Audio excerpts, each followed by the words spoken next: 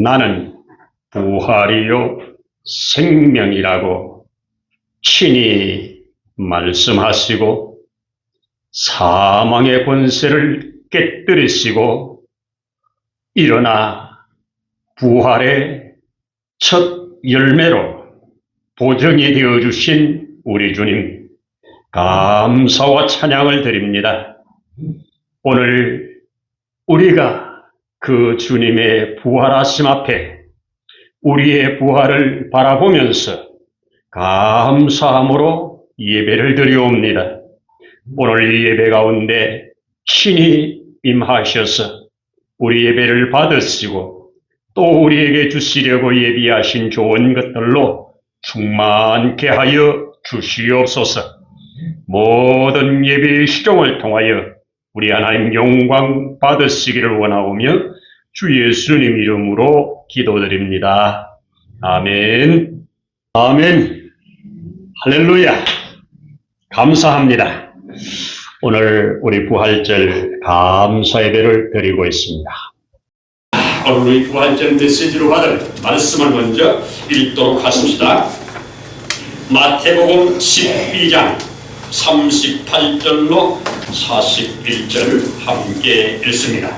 그때에 서기관과 바리새인 중 몇 사람이 말하되 선생님이여 우리에게 표적 보여주시기를 원하나이다. 예수께서 대답하여 이르시되 악하고 음란한 세대가 표적을 구하나 선지자 요나의 표적 밖에는 보일 표적이 없느니라. 요나가 밤낮 사흘 동안 큰 물고기 뱃속에 있었던 것 같이 인자도 밤낮 사흘 동안 땅속에 있으리라. 심판때에 니느웨 사람들이 일어나 이 세대 사람들을 정죄하리니 이는 그들이 요나의 전도를 듣고 내게 하였음이거니와 요나보다 더 큰 이가 여기 있으며. 아멘. 아멘. 마태복음 12장에 있는 이 말씀, 작년에도 제가 이 부활절 메시지로 요나의 표적하면서 함께 나누었는데 오늘 다시 한번 요나의 표적 밖에는 하는 이 말씀으로 함께 은혜를 나누려고 합니다. 여러분, 이 당시 예수님 앞에 표적 보여달라고 요구하는 자들을 향한 메시지였습니다. 우리가 살아가는 세상에서 이제 막 보니까 지금이 꽃이 만발한, 그래 벚꽃이 너무너무 만발해 있는데 이 벚꽃나무가 겨울에 보면 항상 한 가지만 있습니다. 거기가 살았는지 죽었는지 마치 죽은 것 같습니다. 그런데 그 죽어 있는 것 같은 게 봄바람이 불어오면 저렇게 꽃을 피워냅니다. 무슨 말입니까? 살아있다는 증거지요. 그 속에 생명이 있다는 증거지요. 자연만 그런 게 아닙니다. 모든 곳에 생명이 있는 곳에는 때가 되면 피어납니다. 우리 속에 우리 하나님께서 영원한 영생의 씨를 심어 놓으셨다면 이것이 때가 되면 발화한다는 겁니다. 저는 그것을 믿습니다. 네. 지지난주에도 제가 장례식을 2번을 가서 장례식 설교를 했는데 확실한 거, 한 분은 목사님이시고 한 분은 목사님의 어머니인데 평생 예수님 믿다가 사신 분들에게 제가 너무 자신 있게 부활의 소망을 말하면서 요한계시록 본문을 가지고 우리 잠시 후에 만날 그날을 기다리면서 위로를 받으면서 장례를 잘 지내자고 그렇게 권면하고 설교를 하고 왔습니다. 여러분, 우리 예수님께서 이 땅에 이제 거의 생을 마지막 때가 가까울 때 수많은 사람들 중에 특별히 바리새인들과 이 사두개인들, 당시의 종교계의 최고의 지도자들이 예수님 앞에 나와서 너가 메시아냐? 너가 메시아냐? 그러면 메시아로서 우리에게 보여줄 표적을 보여달라. 메시아된 표적을 보여달라. 이렇게 말씀을 하는데 예수님께서 아주 화가 난 심정으로 이 악하고 음란한 세대가 표적을 계속 구하는데 내가 마지막으로 보여줄 표적, 오직 이 표적만이 표적이 될 거다. 이러면서 알려준 것이 선지자 요나의 표적 밖에는 너희에게 보일 것이 없나니. 요나가 물고기 뱃속에 3일 있다가 나온 것처럼 인자도 땅속에 사흘 동안 있으리라 이 말입니다.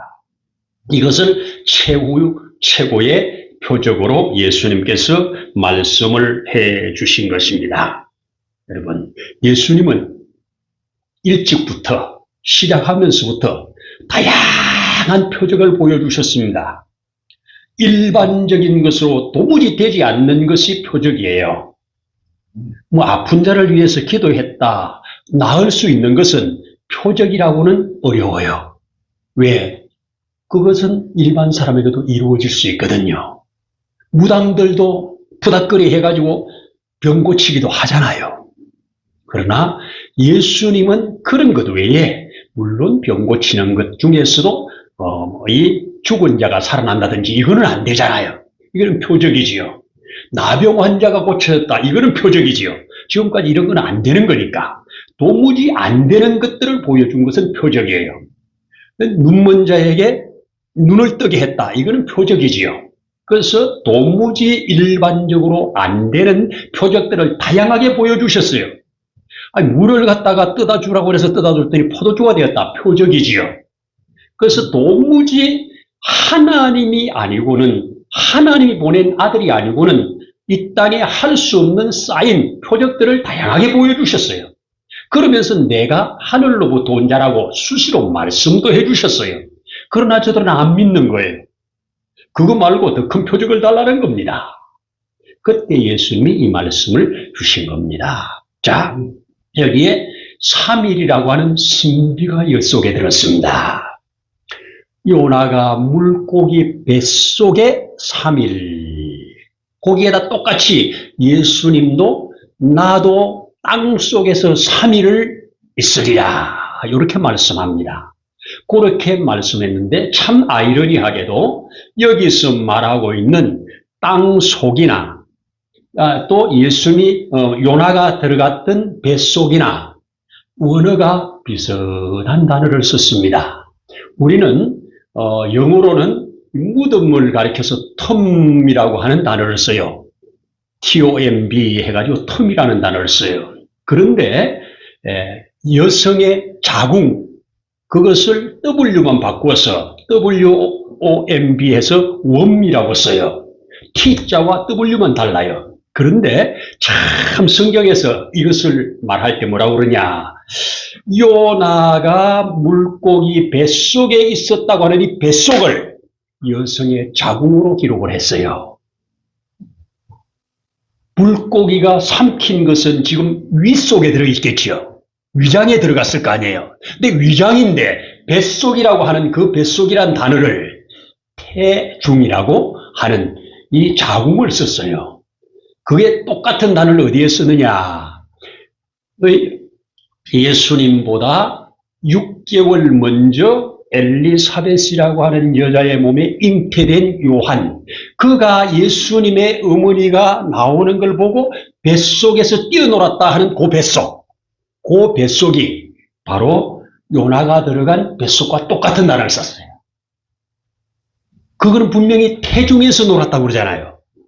태중이지만 태중이 뱃속에 있잖아요.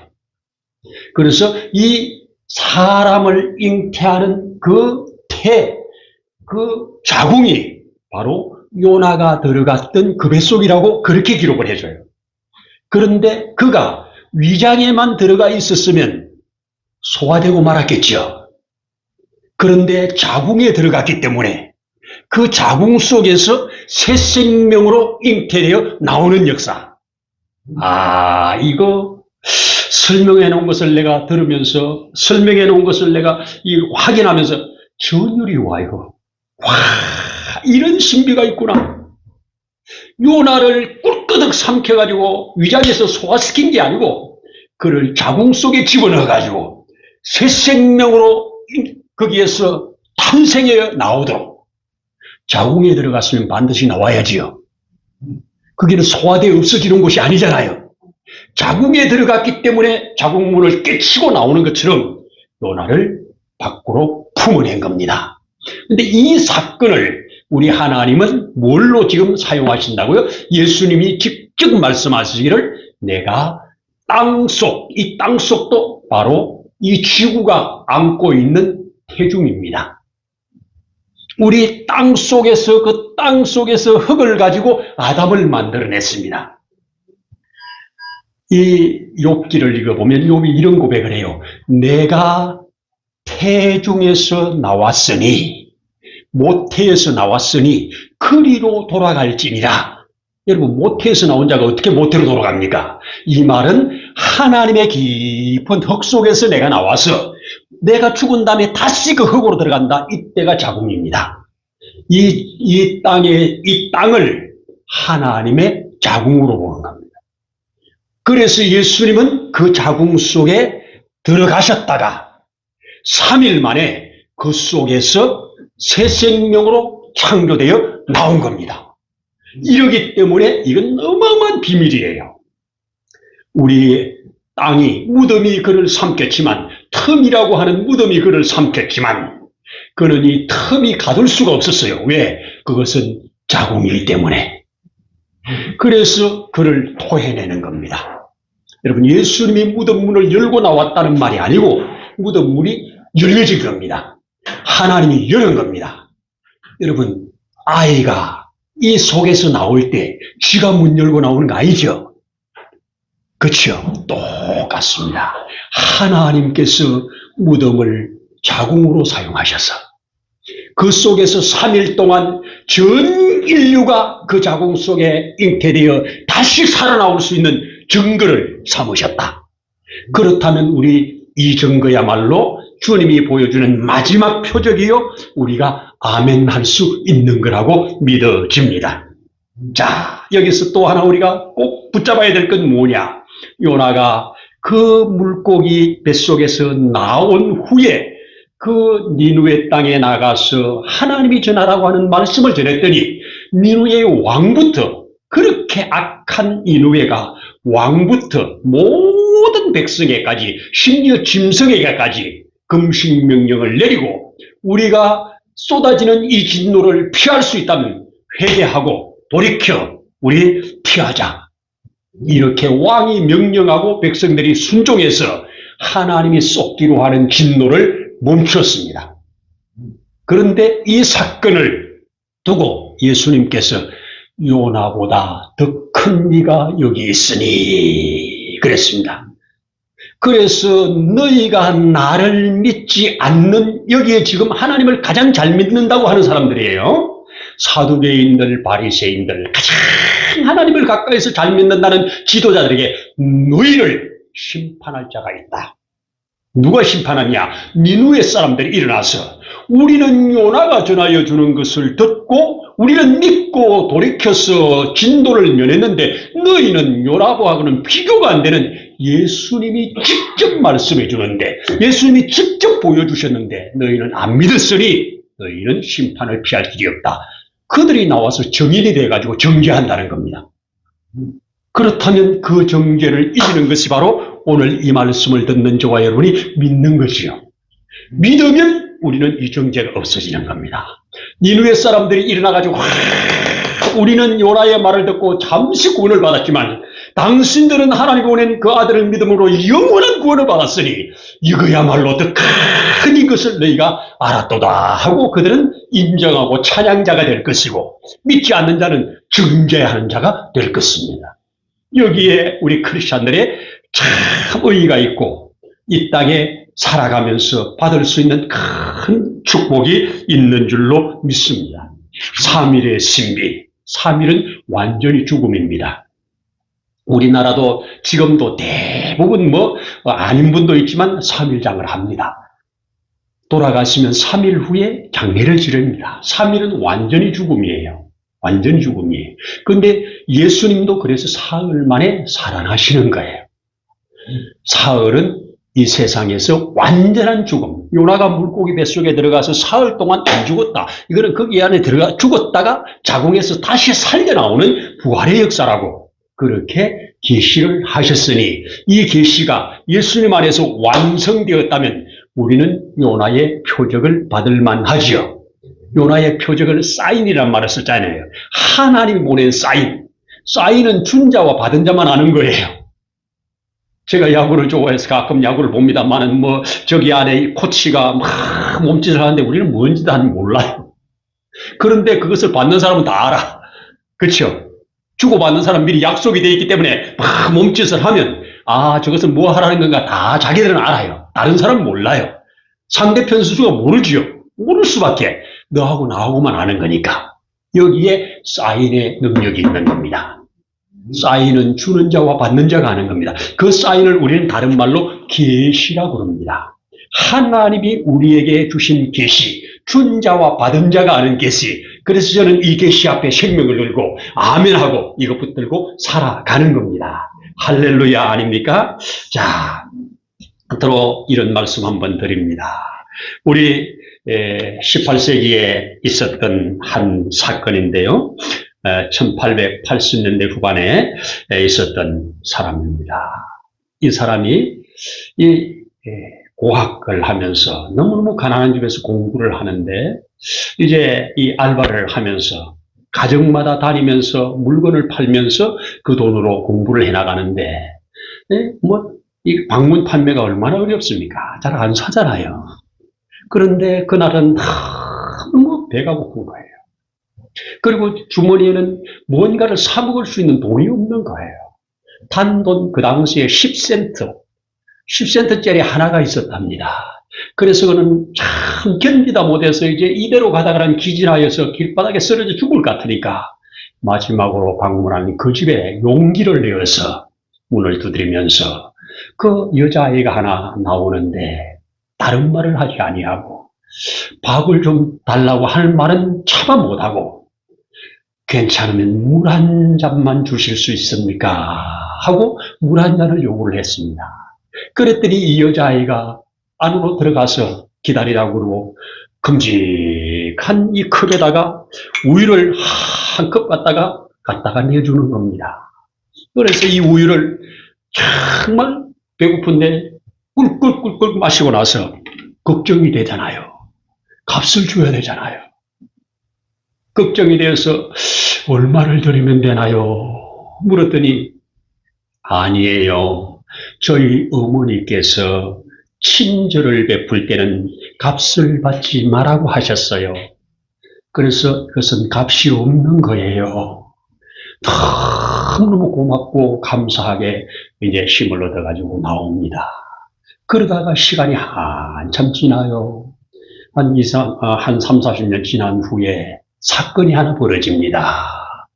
이 우유를 주었던 여자아이가 이제 중년 부인이 돼가지고 지금 몸에 병이 생겨가지고 죽어가는 겁니다.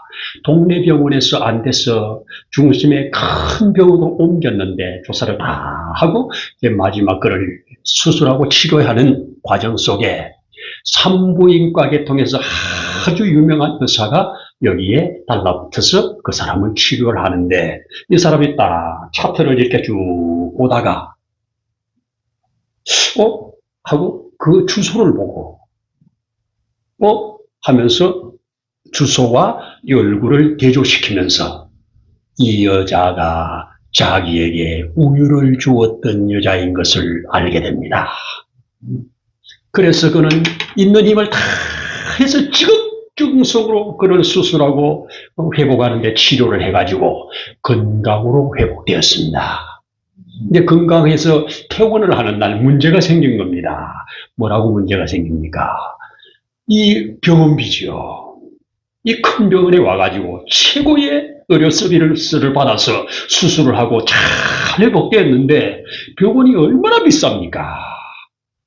가서 걱정스러운 가운데 이 영수증 병원비 내라고 하는 통지서를 받아서 그것을 두려운 마음으로 열어봅니다. 그게 뭐라고 써있느냐? 우유 한 잔 값으로 계산은 끝났습니다. 우유 한 잔으로 계산은 끝났습니다. 그리고 거기다 자기 이름과 사인을 딱 넣었습니다. 이미 그때 베풀어 주셨던 우유 한 잔이 오늘 이 병원의 모든 병원비를 계산했다는 겁니다. 이 사람이 우리가 알려진 사람입니다. 여러분 지금도 그냥 인터넷 치면 그냥 나오는 사람입니다. 미국 홉 존스 병원, 그 병원의 공동 설립자였답니다. 그렇죠? 그는 존경받는 인물이죠. 하워드 켈리라고 하는 사람, 1858년에서 1943년에 살았던, 지금도 산부인과 의사 하면 이 사람의 오르락내리락 할 만큼 유명한 사람. 그는 이렇게 알려집니다. 독실한 크리스찬이었고, 내가 이런 의술을 가지고 여기까지 온 것은 하나님의 남다른 은혜였다고. 그래서 그는 의술로 많은 사람들에게 치료를 주고 희망을 주고 용기를 주었는데, 그런 과정 속에 이 우유 한 잔 던져놓은 것이 이 속에 들어가서 씨앗이 되었다가 어느 순간에 필요할 때 이것이 피어나서 생명을 살리는 놀라운 일을 행했다는 것.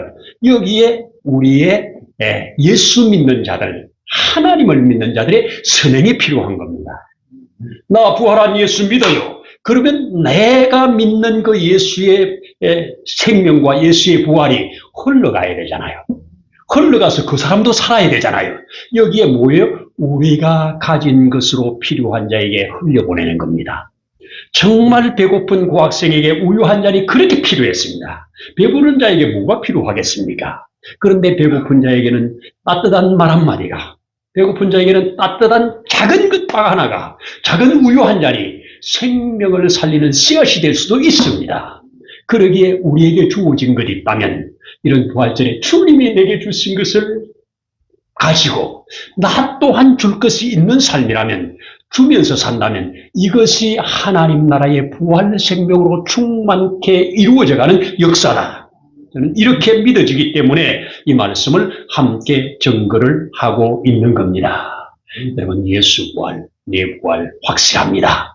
예수 부활하셨네, 나도 부활하겠네, 확실합니다. 그럼 나의 부활적 삶이 이 땅에 이루어져 가는 것이 뭡니까? 나의 작은 하나의 씨앗이 또 누군가의 삶의 풍성한 열매들로 나오게 하시고, 그 열매 중에 씨앗 하나가 또 나를 살게 하는, 이것이 하나님 나라의 원리입니다. 여러분, 저는 그렇게 봅니다. 하나님께서 아브라함에게 내가 너를 축복하는 자를 내가 축복하고, 여러분들이 축복하는 자를 하나님이 축복하고, 그 축복이 내게 복이 되는, 이것이 바로 예수 그리스도 안에 있는 자들의 주어진 축복이고, 그렇게 나는 믿어집니다. 사랑하는 여러분, 봅니다. 우리는 눈에 보이지 않는 것들, 상당히 시간이 지나면서 눈에 보이는 것들로 드러납니다. 지지난주까지만 해도 하나도 보이지 않던 벚꽃이 세상에 얼마나 흐드러지게 피었는지, 보이지 않는 것이 시간이 되면 보이는 것입니다.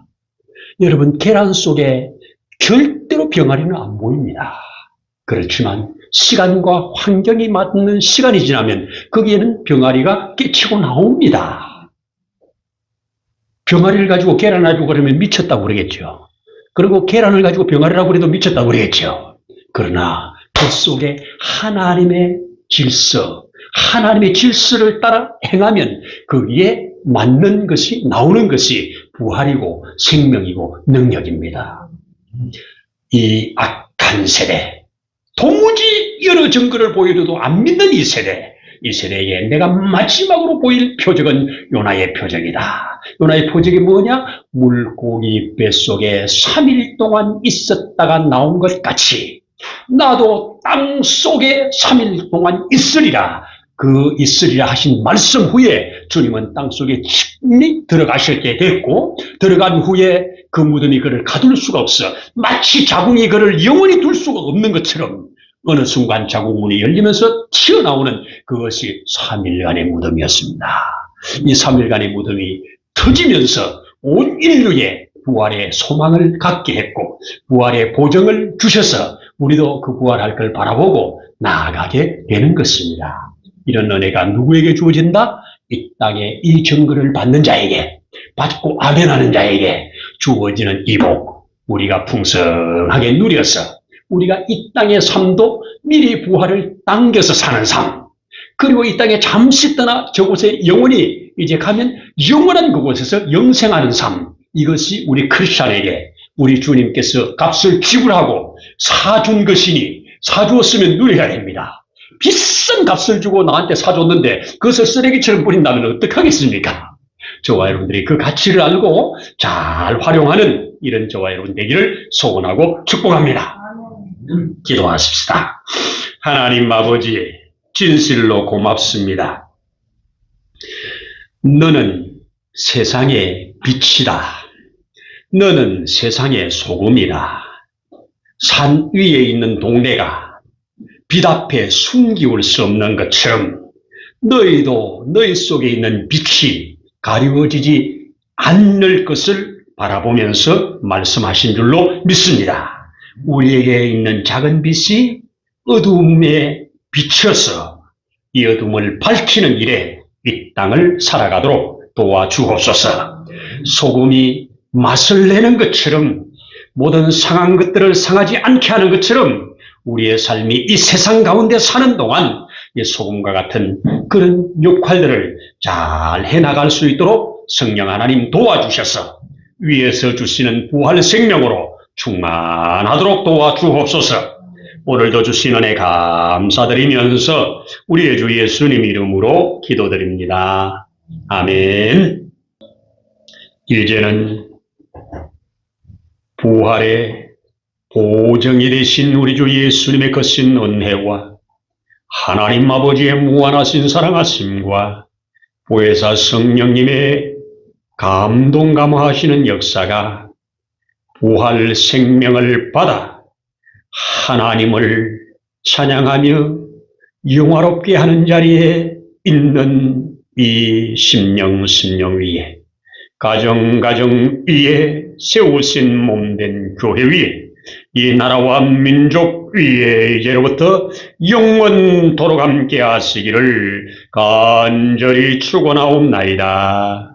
아멘.